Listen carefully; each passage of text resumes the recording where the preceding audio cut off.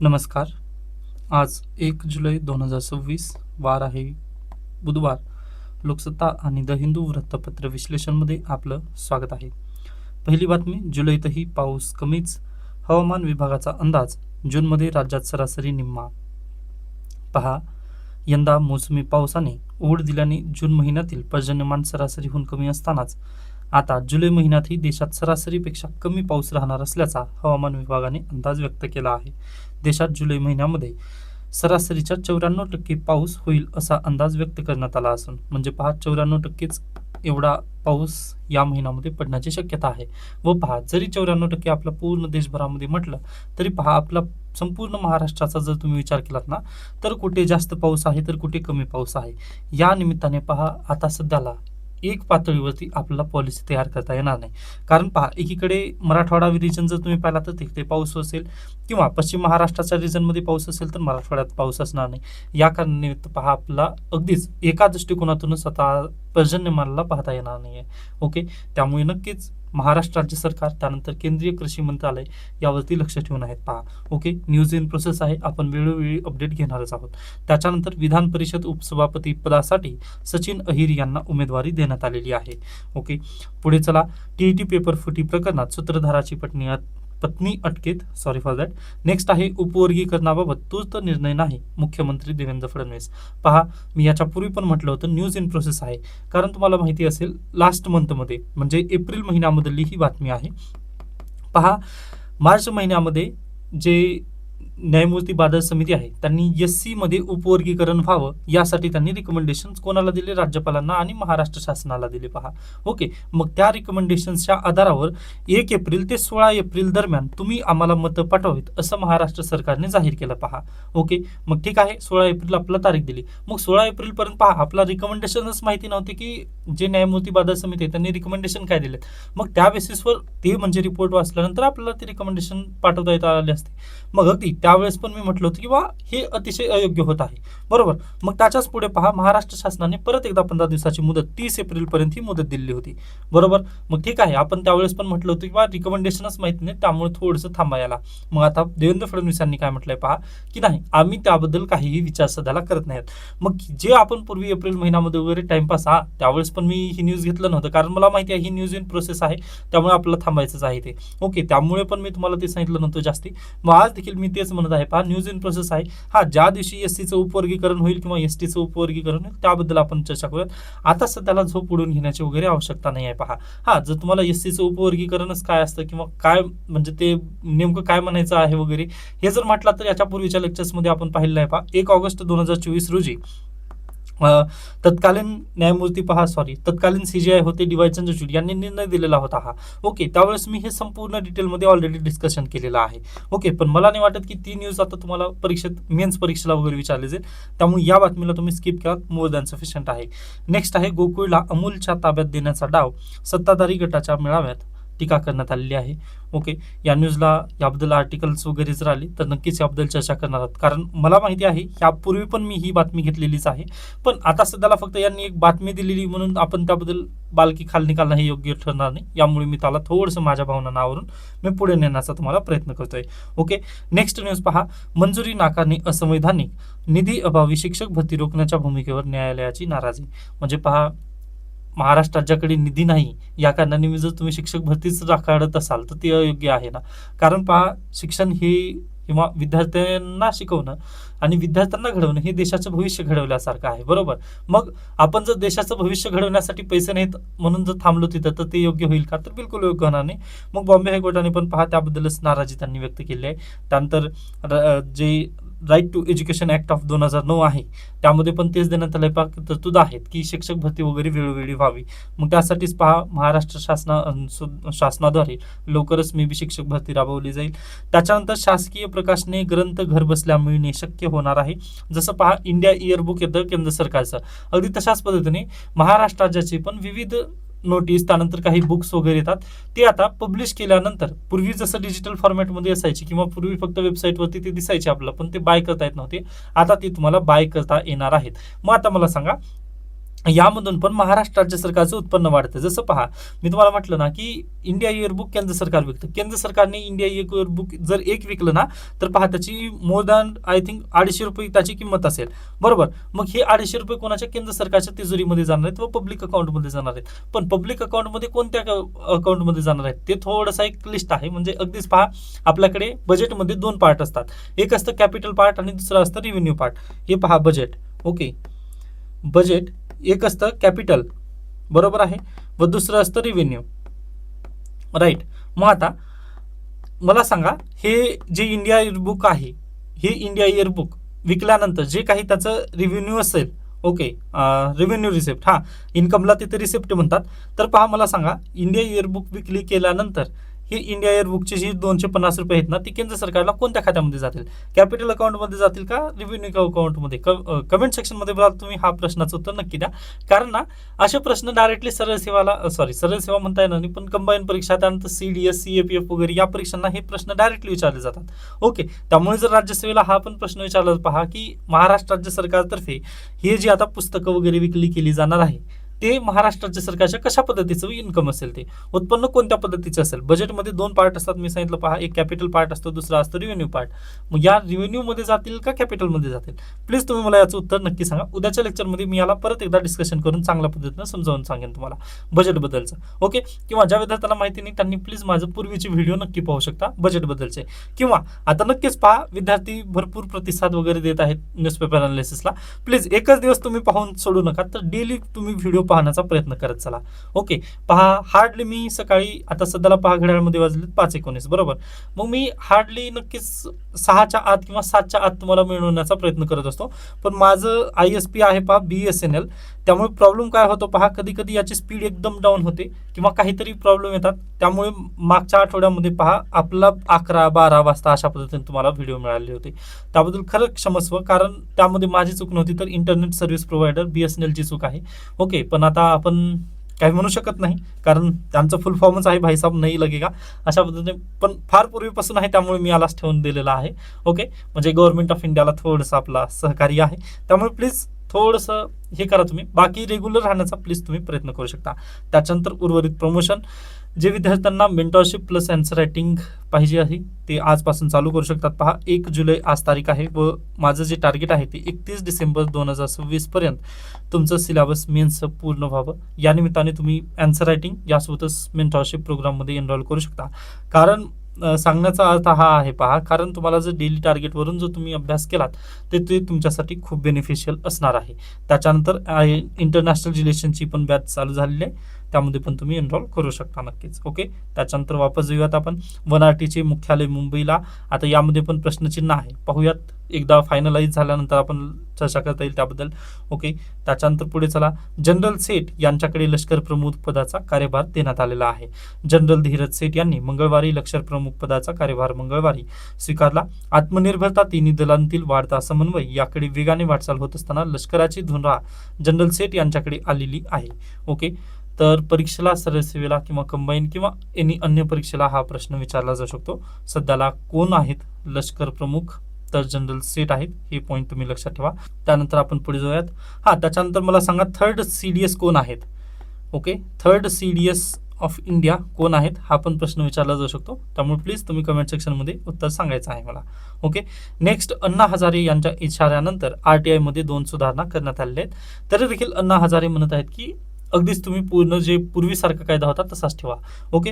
त्यानंतर लोकसत्ता विचार, हा मला आर्टिकल तुम्हाला समजावून सांगायचा आहे. तर पहा, आपल्या देशामध्ये पेपरफुटी हा शिक्षण क्षेत्रातील संसर्गजन्य रोग आहे. आता हा प्रश्नचिन्ह आहे, पण या स्टेटमेंटला आपल्याला प्रूफ करून दाखवायचं आहे. तर मी हे स्टेटमेंट प्रूफ करून दाखवणार. तर पहा, तुम्हाला माहिती आहे की अगदीच तुम्ही स्पर्धा परीक्षेची तयारी करत आहात, बरोबर आहे. मग नक्की पहा, जर तुम्ही स्पर्धा परीक्षेची तयारी करत आहात म्हटल्यानंतर तुमचा सिस्टमवरती भरोसा आहे की बाबा मी एखादी एक्झाम क्रॅक केल्यानंतर मी उद्या जाऊन सर्व्हिसमध्ये जाईन, बरोबर. अशा पद्धतीने माझा विश्वास जो आहे तो अटळ आहे. पहा, पण काय होईल पहा, जर ही जी तुम्ही परीक्षा देणार आहात किंवा तुम्ही जी दिवस रात्र मेहनत करून जी तयारी करत आहात व ती सीटच पळवण्यात आली किंवा अगदीच पहा पैशाद्वारे तर सीटच विक्री करण्यात आली, तर काय होईल पहा. तुम्ही जे मनापासून अभ्यास करून प्रयत्न करत होतात, ओके, मग इथं काय होईल पहा, तुमचा विश्वास इथं काय होईल, कमकुवत होईल. तुम्ही स्वतःला कमी लेखायला जाता. मग पुन्हा पहा आपण आत्मविश्वास जो आहे ना तो खूप खाली खाली खाली होतो. मग परत तो आत्मविश्वास भरून काढता येणार नाही. ओके, म्हणजे तुम्ही पहा भरपूर अभ्यास केलेला आहे, पण अगदीच इथे पेपर फुटला किंवा अन्य कारणांनिमित्त पहा ती सीट चोरीला गेली व ती सीट एका दुसऱ्या व्यक्तीने पळवलेली आहे, असं डायरेक्टली आपण बोलू शकतो. पण या कारणानिमित्त पहा तुमचा जो आत्मविश्वास आहे ना तो पूर्ण खाली जातो व तुम्हाला काय वाटतं की मी कॅपेबल नाही आहे त्या पोस्टसाठी किंवा मी काहीच करू शकत नाही आयुष्यामध्ये. म्हणून तुम्ही काय होता पहा, पूर्णतः तुम्ही निराशेच्या गर्तात जायला लागता. बरोबर आहे, स्वतःवरचा जो कॉन्फिडन्स आहे ते पूर्ण लूज होतं. मग हे झाली पार्ट ए ची बाजू, ही झाली तुमची बाजू. पण पार्ट बी, जो विद्यार्थी चुकीच्या मार्गाने जाऊन त्या पदावरती गेलेला आहे किंवा त्याला मी देतो पहा इन्कम टॅक्स इन्स्पेक्टर, अशा पद्धतीने तो पदावरती गेलेला आहे. ओके, इन्कम टॅक्सच्या पदावरती तो भरती झालेला आहे, पैसे देऊन, म्हणजे 25 लाख 20 लाख अशा पद्धतीने तो भरून पैसे वगैरे तिथं तो पुढे गेलेला आहे पहा. ओके, तो इन्कम टॅक्स इन्स्पेक्टर झालेला आहे. मग मला सांगा, तो इन्कम टॅक्स इन्स्पेक्टर भ्रष्ट आचरण करूनच जर पुढे गेलेला असेल तर तो उद्या सिस्टीममध्ये जाऊन समाजातील किंवा सिस्टम मधील जे काही प्रॉब्लेम्स वगैरे त्याला तो चॅलेंज देईल का, किंवा म्हणजे त्याला तो हटवण्यासाठी प्रयत्न करेल का? तर बिलकुल नाही.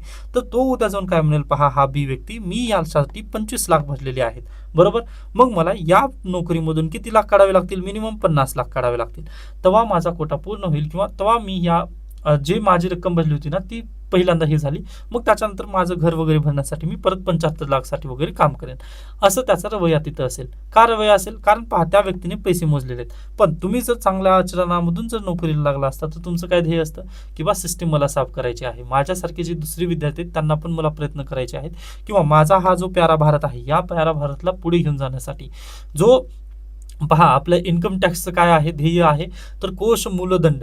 ओके, हे जे म्हणजेच काय पहा अगदी चाणक्य यांच्या अर्थशास्त्र पुस्तकामधून ते घेण्यात आलेलं आहे. ओके, आता मी खूप पुढे गेलेलो आहे, वापस येतो, मी स्वतःला वापस आणेल. तर पहा, कोणताही देशाचं राज्यकारभार जर चांगल्या पद्धतीने सुरळीत व्हावा जर तुम्हाला वाटत असेल तर त्यामध्ये जे तिजोरी आहे ती चांगली असणं खूप गरजेचं आहे. म्हणजे कोणता पण राजा पहा, जर त्याची तिजोरी जर चांगली असेल ना तर तो कोणतंही काम करू शकतो. जसं पहा लष्करांना तो जर वेळोवेळी वेतन वगैरे जर दिला तर नक्कीच पहा लष्कर चांगलं असेल व लष्कर चांगलं असल्यानंतर तो कोणतीही लढाई इझी जिंकू शकेल. अन्यथा पहा त्याच्याजवळ पैसेच जर नसले, पैसे नसल्यानंतर तो लष्करांना वेतन नाही देणार म्हटल्यानंतर ते लष्कर काय करेल पहा, अगदीच चांगलं काम करणार नाहीत किंवा ते पहा दुसऱ्या पार्टीला जाऊन वगैरे मिळतील. मग अशा पद्धतीने होऊ शकतं. मग या किंवा दगा त्यांना मिळू शकतो. मग यासाठी काय गरजेचं आहे, तर पहा जी तिजोरी आहे ना ती चांगली भरकम असणं गरजेचं आहे. ते झालं राजांच्या बाबतीत. आता अगदीच देशाला आपण चालवण्यासाठी तिजोरी खूप गरजेची आहे, बरोबर आहे. म्हणजे पहा आपल्याला जर आत्मनिर्भर भारत व्हायचं असेल तर आपल्याला काय करावं लागेल, तर आपल्या तिजोरीवरती जे पैसे आहेत किंवा आपली जी तिजोरी आहे ती चांगल्या पद्धतीने ठेवावी लागेल, बरोबर आहे, संरक्षण करून. पण मला सांगा तुम्ही, जर हा व्यक्ती भ्रष्ट आचरण करून जर इन्कम टॅक्स इन्स्पेक्टर झालेला असेल तर तो अगदीच पहा एखाद्या व्यक्तीवरती वगैरे रेड करेल का, तर रेड करणार नाही ना. म्हणजे अगदी रेड 1, 2 त्यानंतर जे मूवीज वगैरे आलेत पहा, म्हणजे त्यामध्ये आय थिंक पटनायकच आहेत ना म्हणजे इन्स्पेक्टर तशा पद्धतीने पहा, सॉरी कमिशनर.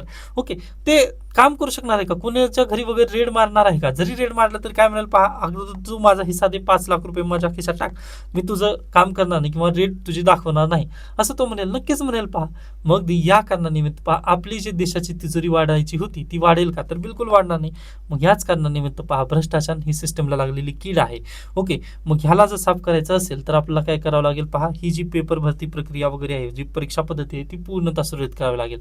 मग आता हे जे स्टेटमेंट दिलं होतं संसर्गजन्य रोग आहे, तर बरोबर आहे का नाही? मग यस, संसर्गजन्य रोग आहे म्हणजे हा सिस्टम मधला एक कॅन्सर झाल्यासारखा आपलं तिथं बेसिकली सांगता येतं. कारण पहा कॅन्सरच्या जे सेल्स असतात त्या वाढतच जातात. अगदी तशाच पद्धतीने पहा तुम्हाला माहिती असेल 2019च्या नंतर म्हणजे अगदीच आपल्याजवळ डाटा नाही आहे, परंतु छोटे मोठे बारीक सारीक वगैरे भरपूर पेपर इथं फुटलेले आहेत. ओके, मग याच निमित्ताने पहा हे ज्या पद्धतीने कॅन्सरच्या सेल वाढत जातात ना, कधी त्या पद्धतीने आपले पेपर फुटीचे प्रकरण सध्याला वाढत आहेत. हे आपलं या गोष्टीमधून प्रूफ होतं व मी तुम्हाला ते प्रूफ करून दाखवलं स्टेटमेंट की हे संसर्गजन्य किंवा कॅन्सर सारखा रोग झालेला आहे आपल्या सिस्टीममध्ये. ओके, मग हे असे रोग वगैरे का होत आहेत? मग सर्वात मोठं कारण आहे पहा राजकीय इच्छाशक्तीची कमतरता आणि उत्तरदायित्व स्वीकारण्याची अनिच्छा. पहा लाल बहादूर शास्त्री म्हणजे तुम्ही ही इथिक्समध्ये पण उदाहरण देऊ शकता व सेकंड ARC जी रिपोर्ट आहे ना त्यामध्ये पण ही उदाहरण देण्यात आलेलं आहे. लाल बहादूर शास्त्री जेव्हा रेल्वे मंत्री होते पहा त्यावेळेस एक रेल्वे अपघात झालेला होता. मग त्यावेळेस त्यांनी स्वतःहून राजीनामा दिलेला होता. का, तर अगदीच पहा त्यांनी अकाउंटेबिलिटी स्वीकारली होती किंवा माझ्या कार्यकाळामध्ये हे झालेलं आहे म्हणून. व त्यांनी पहा प्रत्येक जे ही रेल्वे अपघातामध्ये जो जखमी किंवा मृत्युमुखी झालेला आहे त्यांनी स्वतःहून मदत त्यांनी केलेली होती. पण पहा सद्यस्थितीमध्ये जर तुम्ही खऱ्या अर्थाने पाहिलात तर अकाउंटेबिलिटी या नावाची गोष्ट उरलेली नाहीये. ओके, मग जर अकाउंटेबिलिटीच जर नसेल तर मग पेपर फुटला काय किंवा नाही फुटला काय, काही गरज कोणाला पडणार आहे का? तर बिलकुल नाही. त्याच्यानंतर पुढचा टप्पा यांनी म्हटलेला आहे पहा, की जे आपल्या देशामधील जे मंत्री किंवा अगदीच जे मोठे मोठे अधिकारी वगैरे आहेत ते त्यांच्या मुलांचं भवितव्य वगैरे कुठे घडवत आहेत, तर विदेशामध्ये त्यांच्या मुलांचं वगैरे भवितव्य घडवत आहेत. पण आपल्या भारतीयांची म्हणजे आपल्या देशामध्ये कोणते विद्यार्थी शिकतात, मग जे मिडल क्लास आहेत ते. ओके, मग त्यांचं शिक्षण जर पुढे घेऊन गेलं तरी त्यांना काही फरक पडणार आहे का? तर बिलकुल नाही. कारण पहा जे अप्पर मिडल क्लास किंवा अप्पर क्लास आहे त्यांची तर मुलं कुठं शिकत आहेत, विदेशामध्ये शिकत आहेत व विदेशामध्ये चांगलं एज्युकेशन सिस्टम आहे ना, मग त्यांना आपल्या देशामध्ये जे एज्युकेशन सिस्टम आहे ते सुधारण्याची काय आवश्यकता आहे? मग हाच लेखकांनी प्रश्न विचारलाय किंवा अकाउंटेबिलिटी नाही आहे. त्याच्यानंतर पहा अगदीच त्यांचे स्वतःची मुलं बाळ किंवा त्यांचं जे कॉन्फ्लिक्ट ऑफ इंटरेस्ट आहे ते दुसऱ्या देशामध्ये जाऊन शिकत आहे. आपल्या देशामध्ये जर शिकत असतं तर त्यांनी पण नक्कीच प्रयत्न केले असते ना एज्युकेशन सिस्टम वाढवण्यासाठी. पण आवश्यकता नाही आहे. कारण पहा जर आपल्या देशामधील जर गरीब बच्चा जर शिकलेला असेल तिथे, तर डॉक्टर बाबासाहेब आंबेडकर यांना तुम्ही आठवू शकता, शिका, संघटित व्हा आणि संघर्ष करा. जर अगदीच ते जर शिकले तर नक्कीच संघर्ष करतील उद्या व राजकीय झेंडे किंवा राजकीय पंखे होतील का आपल्या देशातील? तर बिलकुल होणार नाहीत. मग तेच तर कारण आहे की एज्युकेशन सिस्टम सुधारत नाहीये. ओके, मग आता अगदीच याला लेखकांनी तर म्हटलेलं आहे पहा, की शिक्षण व्यवस्थेचा पाया डळमळीत असेल तर विकसित भारत, ज्ञान महासत्ता आणि जागतिक दर्जाचे शिक्षण ही सर्व स्वप्ने केवळ घोषणांमध्ये चढकून राहतात व सध्याला तेच होत आहे. पहा आपल्या देशामध्ये 2020 मध्ये नवीन एज्युकेशन पॉलिसी आणली आपण, बरोबर. मग त्या नवीन एज्युकेशन पॉलिसीनुसार आपल्याला भरपूर चकाचौंध स्वप्न दाखवण्यात आलं. परंतु जर 2019 पासून जे पेपरच फुटीचे प्रकरण सगळ्याला जास्त समोर येत असतील तर त्याचं मग भवितव्य काय? किंवा पहा मी हे इन्कम टॅक्सचं उदाहरण दिलेलं आहे. मला सांगा तुम्ही ह्याच ऐवजी जर मी आता ही शिक्षक भरती परीक्षा झाली किंवा टीईटी, सॉरी ती भरती परीक्षा तर नव्हतीच पहा, ती फक्त पात्रता परीक्षा आहे. म्हणजे शिक्षक होण्यासाठी जी पात्रता तुम्हाला लागते ना त्या संदर्भाची ही परीक्षा आहे. मग पहा जर एखादा अपात्र शिक्षक म्हणजे अगदीच पहा तो टीईटी जर क्वालिफायर्स या बेसिसवर झाला, पैसे देऊनच जर तो क्वालिफाय जर झालेला असेल तर तो उद्या विद्यार्थ्यांचं भविष्य घडवू शकणार आहे का? खरंच म्हणजे देशाच्या भविष्यासाठी हा खूप मोठा प्रश्नचिन्ह असणार आहे. पहा हाच व्यक्ती जर हाच व्यक्ती जर भ्रष्ट आचरण करत असेल तर तो तुम्हाला काय शिकवणार आहे की बाबा चांगलं आपलं भविष्य वगैरे कसं असेल? आता अगदी यावरूनच मला आठवतं पहा की एखाद्या कोचिंग सेंटरमध्ये शिक्षकच भ्रष्ट आचरण करत असतील किंवा शिक्षकच तशा पद्धतीने इथिकली वागत नसतील तर विद्यार्थ्यांना ते GS4 चांगल्या पद्धतीने काय शिकवतील? ओके, मग हाच प्रश्न तिथं नक्की आहे. पहा GS4 किंवा जो इथिक्स आहे ना त्यामध्ये पण असे प्रश्न विचारले जातात. म्हणजे अगदीच तिथं पर्सनल उदाहरण द्यायचे असतात. यासाठी थोडंसं न्यूज पेपरचं अनालिसिस वगैरे करत असताना आजूबाजूचा विचार करणं काळाची गरज आहे. पहा ओके, तर नक्कीच हा आर्टिकल मी चांगल्या पद्धतीने आय होप डिस्कस केला असेल. बाकी यामध्ये जर परीक्षाभिमुख तुम्हाला मुद्दे हवे असतील तर याची PDF आपल्या टेलिग्राम चॅनलवरती मी दिलेली आहे. तर प्लीज हे जे सर्व हायलाइटेड पार्ट आहे ना ते प्लीज तुम्ही लक्षात ठेवा व यामधील जे काही महत्त्वाचे तुम्हाला पॉईंट्स असतील ते तुम्ही ना तुमच्या नोटबुकमध्ये लिहून ठेवा. व पहा आज 1 जुलै आहे, आजपासून तुम्ही नोटबुक कॅरी करू शकता. म्हणजे करंट अफेअर्सबद्दलची मी जिथं जिथं म्हणेल ना की हा डाटा पॉईंट महत्त्वाचा आहे तो तुम्ही प्लीज लक्षात ठेवत चला. Okay done. त्याच्यानंतर पुढे चला. नेक्स्ट पहा एक आर्टिकल आलेला आहे, मोजा म्हणजे मिळेल. ओके, आता अगदीच हा आर्टिकल थोडासा मजेशीर पण आहे कारण काल 29 जून रोजी राष्ट्रीय सांख्यिकी दिन होता. इंडियन स्टॅटिस्टिकल इन्स्टिट्यूट हा डाटा कॅल्क्युलेशनसाठी किंवा भारत देशाचा जो डाटा आहे तो अगदी योग्य पद्धतीने मोजला जावा यासाठी पहा पंडित जवाहरलाल नेहरू यांनी तत्कालीन वेळेस या संस्थेची स्थापना केली होती. ओके, मग अगदी त्याला अनुसरून हा आर्टिकल दिलेला आहे की बाबा मोजा तर मिळेल. म्हणजे भारत देश कुठे चाललेला आहे किंवा बेरोजगारी आपल्या देशात किती आहे. आता अगदी मी याबद्दल बोलणार नाही कारण पंडित जवाहरलाल नेहरू यांचं नाव तुमच्या लक्षात आलं ना की लगेच मला काय बोलायचं आहे व या आर्टिकलचं महत्त्व काय म्हणायचं आहे ते लगेच तुम्हाला लक्षात आलं असेल. पण सरळ सेवा किंवा अगदीच MPSC परीक्षेला वगैरे प्रश्न विचारला जाऊ शकेल की 29 जूनचं महत्त्व काय आहे, तर राष्ट्रीय सांख्यिकी दिन आहे हा. ओके, एवढं तुम्ही पॉईंट प्लीज लक्षात ठेवा. डन. त्याच्यानंतर पुढे चला. उपवर्गीकरणाबद्दल न्यूज आलेली काही गरजेचे नाही. तर अशा पद्धतीने आजचा लोकसत्ता संपतो. ओके, म्हणजे दुसरी अन्य न्यूज गरजेची नाही. नेक्स्ट पहा द हिंदू म्हणजे कालचा द हिंदू आहे. द हिंदूमध्ये एक बातमी आलेली आहे, वेस्ट बेंगॉलमध्ये युनिफॉर्म सिव्हिल कोड लागू केला जाणार आहे लवकरच.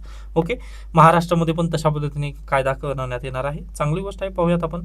त्याच्यानंतर नेक्स्ट पहा रामटेपल थेफ्ट केस, हे या बातमीला मी स्किप करतोय. ओके, नेक्स्ट दुसरा आर्टिकल महत्त्वाचा नाही आहे पहा, पण एक न्यूज आलेली आहे RBIच्या सर्क्युलर बद्दलची.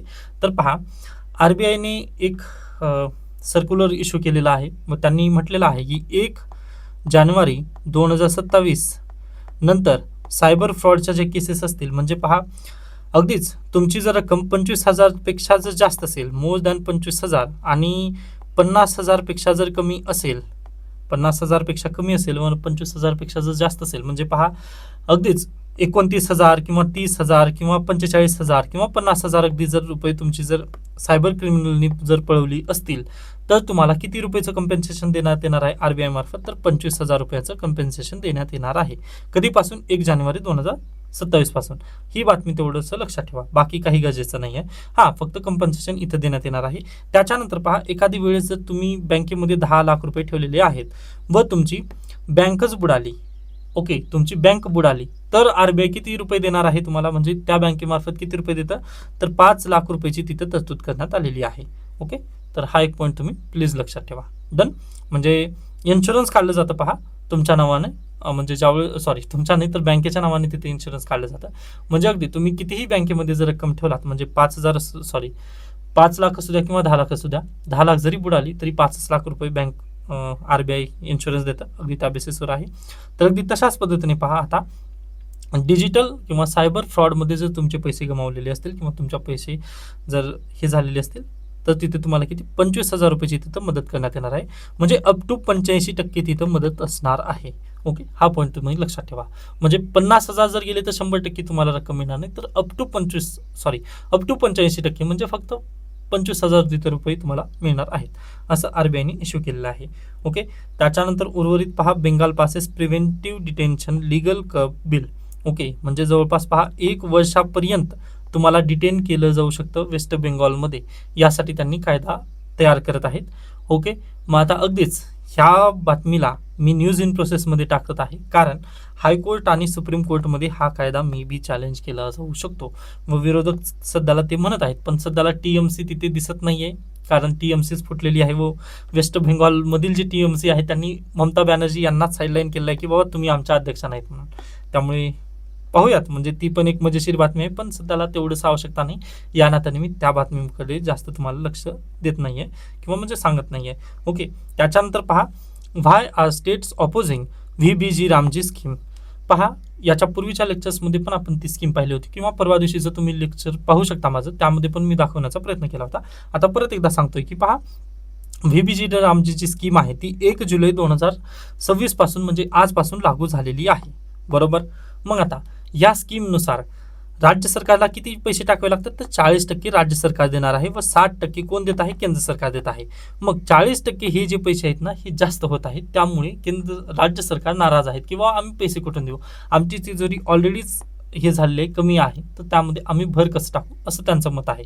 पण तुम्ही जर एमजी नरेगा स्कीम जर पाहिलं तर तिथं असं नव्हतं, तिथं डायरेक्टली 90/10 काही गोष्टींसाठी होतं पहा, म्हणजे कॅपिटल गोष्टींसाठी तिथं 90/10 होतं. बाकी जी फंडिंग होती ना, ती 100% केंद्र सरकारची फंडिंग होती. ओके, 90/10 आणि 100% जी फंडिंग होती ती केंद्र सरकारमार्फत यायची. मग या कारणाने पहा, एमजी नरेगा जी स्कीम होती ना, ती पूर्वी बेस्ट होती राज्य सरकारसाठी, कारण पहा जे फंड आहे ते केंद्र सरकारमार्फत यायचं, बाकी जे इन्फ्रास्ट्रक्चर वगैरे ज्या गोष्टी आहेत त्यावरती पहा फक्त 10% राज्य सरकार खर्च करायचं व 90% खर्च हे केंद्र सरकार करायचं. 90/10 होतं पूर्वी एमजी नरेगामध्ये, पण व्हीबीजी रामजीमध्ये किती पहा 60/40 अशा पद्धतीने करण्यात आलं. व एमजी नरेगामध्ये पहा 100 दिवसांचा रोजगार तिथे गॅरंटी होती, इथे त्यांनी केले 125 दिवस. मग फंडिंग जास्त लागेल ना, 125 दिवस म्हटल्यानंतर पहा जास्त फंडिंग इथं लागणार आहे व इथं म्हटल्यानंतर 100 दिवसाची कमी फंडिंग इथं लागेल. ओके, थोडंसं हा पॉईंट तुम्ही लक्षात आला असेल, त्यामुळे कारण परीक्षेला डायरेक्टली कंपेरेटिव्ह स्टडी वगैरे विचारलं जाऊ शकेल.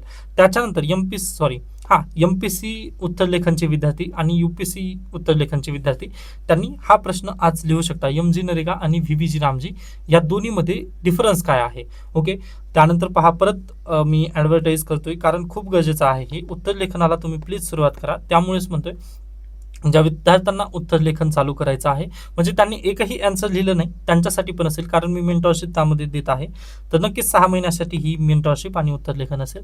तर प्लीज जेवढ्या लवकर तुम्ही जुडाल तेवढ्या लवकर तुम्ही मेन्स रेडी असाल व पहा पुढल्या वर्षी केव्हाही होऊ शकते प्रिलिम. ओके, अद्याप त्यांनी टाइम टेबल इश्यू केला नाही, याच्यापूर्वी मी म्हटलं होतं की मेमध्ये होईल, परंतु जर लवकरच झाली तर पहा तुम्ही अगदीच फास्टमध्ये तुम्ही असाल, कारण 31 डिसेंबरपर्यंत तुमचं सिलेबस कम्प्लिटेड असेल. ओके, म्हणजे मेन्सचं. मग फक्त तुम्हाला प्रिलिम्सची रिव्हिजन वगैरे करून तुम्हाला डायरेक्टली परीक्षेला बसायचं आहे. त्यामुळे नक्कीच जेवढ्या लवकर तुम्ही स्टार्ट कराल तेवढ्या लवकर तुमच्यासाठी हे बेटर असेल. त्यामुळे प्लीज, जर answer writing plus main short, म्हणजे पहा, पूर्वी मी फक्त अँसर रायटिंग घ्यायचं, आता त्यामध्येच मेंटॉरशिप इन्क्लूड केलेलं आहे. त्यामुळे प्लीज शक्य झालं तर तुम्ही कॉन्टॅक्ट करू शकता. ओके, कॉन्टॅक्ट नंबर सर्वांजवळ नक्कीच आहे. ओके, त्याच्यानंतर आपण पुढे चला. नेक्स्ट पहा, Iran to get $6 billion in frozen asset from Qatar, Pezeshkian. आता पहा, एकीकडे इराण आणि USA या दोघांचे भांडण चालू आहेत व दुसरीकडे इराणला पैशावर पैसे मिळत आहेत. ही त्यांच्यासाठी म्हणजे बेटरच आहे, म्हणजे विन विन सिच्युएशन आहे पहा इराणसाठी सध्याला तरी.